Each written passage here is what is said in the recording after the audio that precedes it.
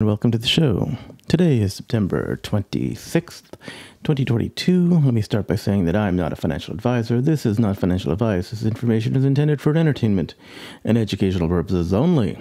Today we'll be talking about an MMTLP update. We haven't had one in a while, but we had some new information that came out on Friday. And there's some new drilling. So, for those, as a quick overview of what we're talking about with MMTLP, that we're talking about an oil and gas asset or an oil and gas play. There was a company called Torchlight Energy, which merged with another company called Materials. And the Torchlight Energy had some oil and gas assets that were to be distributed to the Torchlight Energy shareholders. So currently, this distribution is under the stock symbol MMTLP. They're also known as the Series A preferred shares. And we're expecting MMTLP to result in a spin-out right now to a company called NextBridge Hydrocarbons. This is a very, very quick overview and summary. Check out my thoughts on oil. I think it's part 2 or so, part 2 or part 3. And it goes over that in detail. Anyway, so we're expecting a spin out into a company called NextBridge Hydrocarbons. It's going to be a mostly private company. And there were tons of Torchlight Energy shorts at the time of the merger.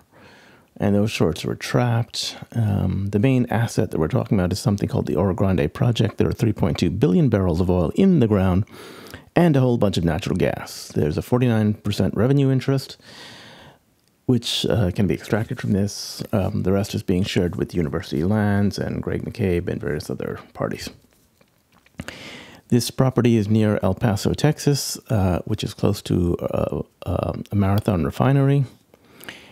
So you can easily refine the crude oil and the natural gas. And the nice thing about it is it's in Texas, so you don't need a federal lease. This is private land in Texas. Why does that matter?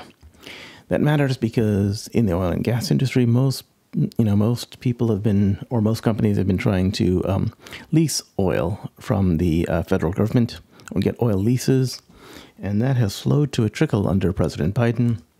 If we look, we see that it is one of the least. The federal acres leased for oil and gas production is it's lower than all the way up to Johnson. So we're going all the way back to President Johnson, and it's even less than that. So I think we're going back to Truman even. So could be quite interesting. Anyway, so Harry Truman was the last president to lease out fewer acres in 1945, 1946. So Joe Biden made a commitment that he would want to decrease the amount of oil and gas to be leased out under his presidency, and he's kept his promise. So there you go. So if we look, the price of oil went up as a result of that, and in order to combat the price of oil going up, we've been selling off the assets in the petroleum in the Strategic Petroleum Reserve, the SPR. The SPR is at its lowest level since 1984. If we look at the current levels, it's somewhere around, last updated was September 16th, it's around 427 million barrels. And the last time it was that low was around, 817? It was around 427 million barrels. And it was 817 of 1984, so it's quite some time ago. Anyway, the Strategic Petroleum Reserve, if we look at it, it's run by the Office of Petroleum Reserves. Their mission is to protect the United States from severe petroleum supply interruptions and to carry out U.S. obligations under the International Energy Program. So that's the mission, and as we can see, we're sending some oil to overseas. We're sending our oil from the reserves to be sent overseas because gasoline prices remain high. We have an election coming up. And we do note that the export, a statement has been made that the export of crude and fuel is blunting the impact of the moves by the U.S. President Joe Biden to lower record pump prices. Biden on Saturday renewed a call for gasoline suppliers to cut their prices. So he's asking gasoline suppliers to cut their prices when the price of oil was going up. And now by releasing tons of crude oil from the Strategic Petroleum Reserves, he's dropped the price of oil. So one might be wondering, hey, gee, we're lowering our strategic petroleum reserves. Suppose something, it's there for emergencies. Suppose something happens. Well, there's a theory behind all this. The theory is that you can sell oil from the strategic petroleum reserves to crash the oil prices. Now, I don't know that this is true, but there's a working theory that's been going around the internet or so, or that people have been thinking about. The idea is that you would crash world oil prices by, selling off oil from the strategic petroleum reserve. Now, after the election, because there's a U.S. election coming up in November, and the people in the U.S. have all voted, then the Federal Reserve can increase, interest rates significantly.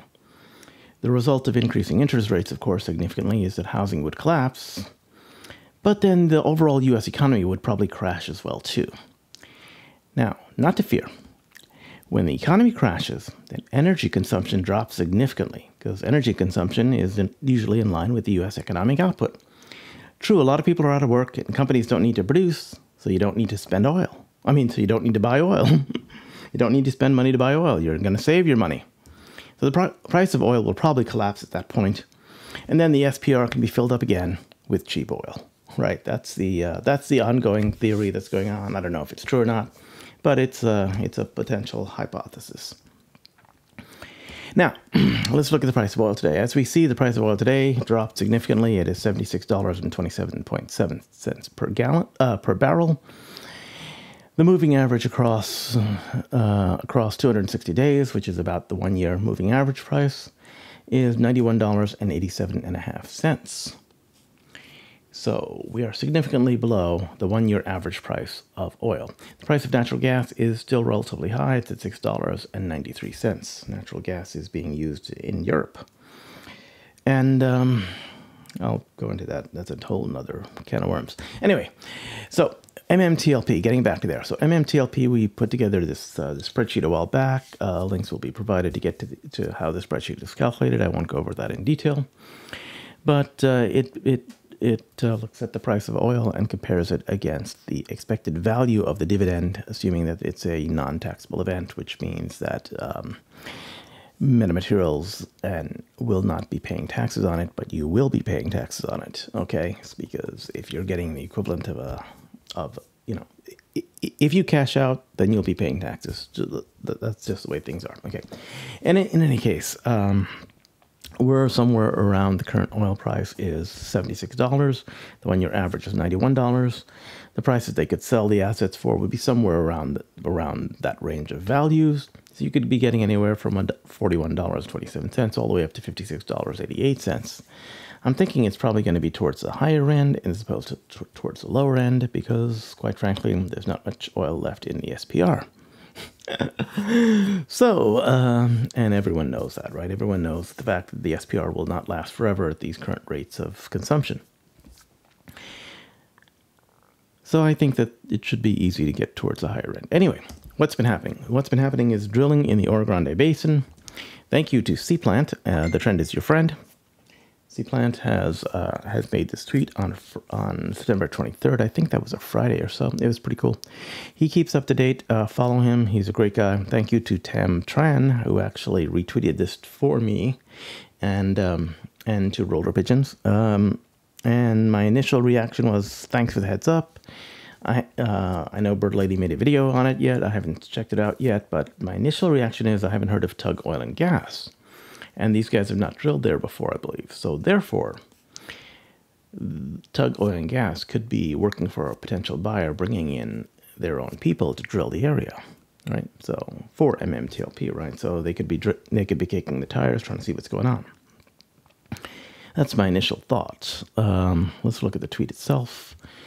And we see this is from the Texas Railroad Commission. It's an application for a permit to drill, recomplete, or re-enter. This is a brand new well. And if we look, it is actually the B48 number 1. It's the first well on lot B48. That's where we're going to be looking at. So he also checked CPLANT did a thorough job. He did an excellent job. Kudos to CPLANT. He also checked the where it's located on Google Earth and got the GPS coordinates, and he says, yes, it's the lease. Yeah, it's definitely our lease, he says, now that he's got the coordinates correct. We look at Tug Oil and Gas again. CPLANT, you've done an awesome job. Okay, can't give you enough kudos there. Anyway, Tug Oil and Gas turns out is a relatively new company, 1 year and 7 months old. Now, if you're a new company, chances are you've got some experienced people, and you're a front for a much larger company who wants to check out the area. Okay, that's what I'm thinking, right? If you're an Exxon and you're going to be competing with a Shell to try to bid on this land, you don't want them to know that you're thinking about it. So you might hire a brand new company like Tug Oil and Gas, right? That's got filled with experienced people and whatnot. But you basically would say, that way you don't let the cat out of the bag that you're a very big company, that you're possibly wanting to bid on this land.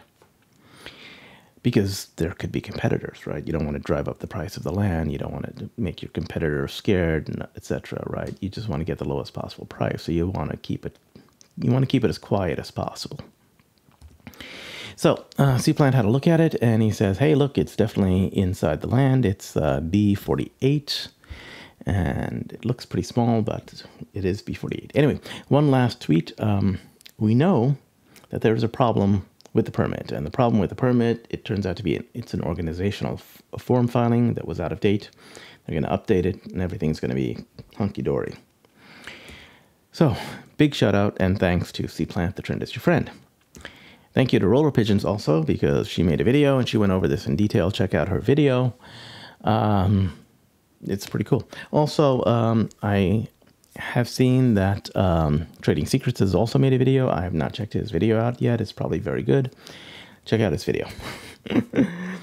So, because I like to do my own research, I like to re-verify everything. I had a look at the Texas Railroad Commission's permit that was filed. This is the permit. And specifically, it is University Keene, well, I'm not sure if I can pronounce that right, but University Keene B48. B48 is what we're looking for. And if we look at to see where this is, we can look at an older document, which is a Torchlight Energy Resources technical presentation about the Orogrande Basin. And if we go to page 12, we can see that they've got key production tests and petroleum system indicators. So there's a nice map here about the energy acreage. And let's zoom in on this. This is really hard to see. There's on the top left, you got Block A, then you got Block B. So University Lands Block B is this whole big block. And at the bottom right of Block B, you see B48. So that's B48 is there, and if we see that's B48, so that's the area that we're looking at is B48. It's definitely on university lands. It's the land we're looking at. And let's get back to the filing. They give us some nice coordinates for GPS.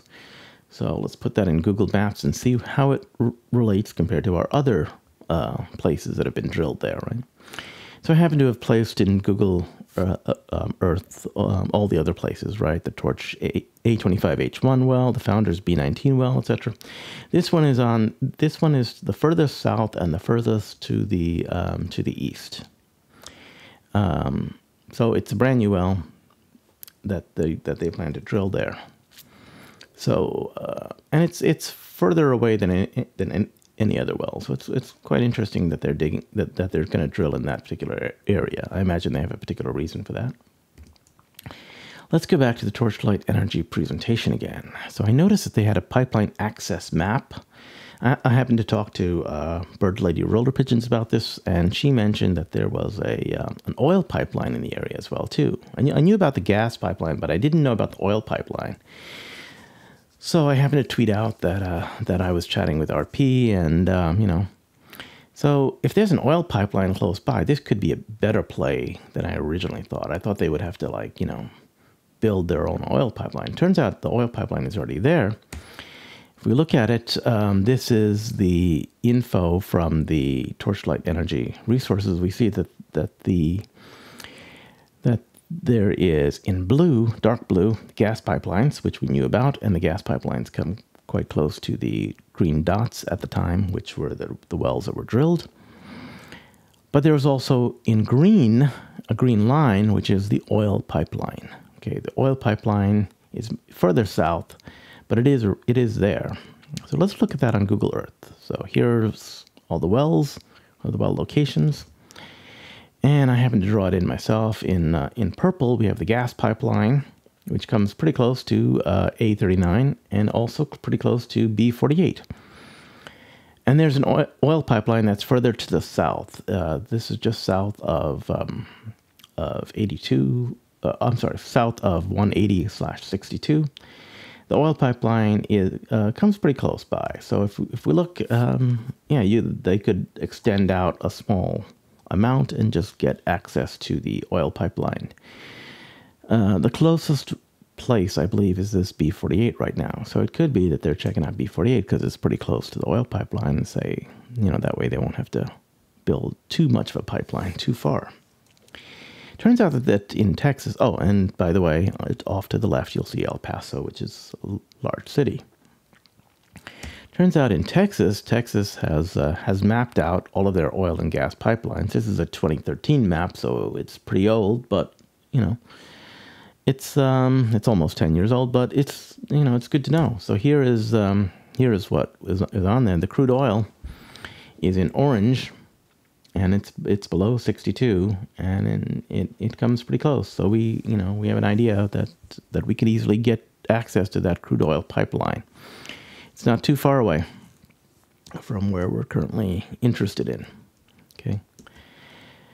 So I didn't have a chance to make a video for a few days, but I did put a note up on the YouTube channel, on the community page, where I basically gave my thoughts on it. Is that I haven't heard of Tug Oil Gas. Nextbridge slash Metamaterials slash Torchlight Energy. They've all been using Hudspeth operating before, and so it's kind of new that they're using. It's kind of interesting that somebody is using Tug Oil and Gas. So generally, look at it from a psychological standpoint. If you've worked with a particular company before, you're not going to change because you used them in the past. You're familiar with them. You know how they operate. You have a history with them. You don't have to relearn their reactions or what quality level of work they do, right? You have a good idea. So you don't want to change. Once you've got a relationship established with a supplier or a contractor, you want to keep that relationship because the quality level that contractor can do, he can be relied upon, etc. So you generally want to keep your relationships going and reuse the same people you've used before, right? So I think Tug Oil and Gas has to be a company that's been working with a potential buyer, right? And the potential buyer is likely to be a major oil producer because they're the only guys that can afford it, right? That major buyer wants to bring its own drillers in, but they don't necessarily want you to know that they're the major buyer, right? Exxon, everyone probably knows who ExxonMobil's major drillers are, or Occidental Petroleum's drillers are. So they formed a new company. They found a new company called Tug Oil and Gas. It's probably got the same people that their drillers are there. And they're probably using that as a front so that, people don't know exactly who's bidding on this, right? Anyway, I view it as a positive sign, positive development. Big shout out and thanks to CPLANT, The Trend Is Your Friend. And big thanks to Roller Pigeon. She made a video on it, and check out her video. It's well worth watching, of course. And of course, thanks to TheTrndisuFrnd for letting me know about what was going on. So overall, the conclusion for the status update is that there's additional drilling that's happening in the oil and gas area. We're still waiting for the S1A approval for the Nextbridge spinout. That's, when that happens, we're going to have dates. Dates will be on the approval, and that will give us a timeline. And at that point, you can have a possible run-up in price for MMTLP before the company goes private. Nextbridge will essentially be spinning out to a private company. And whether they're going to be working with a major oil producer to pump oil out and getting a share of the profits, whether they're going to sell the assets to a major oil producer, don't know. All things are on the tables. They could be providing you dividend, a large amount of dividends for a while, but we don't know yet. Anyway, things to think about, things to keep in mind. And that's basically it. That's my quick update. It is September 26, 2022. Let me end by saying that I am not a financial advisor. This is not financial advice. This information is intended for entertainment and educational purposes only. Goodbye.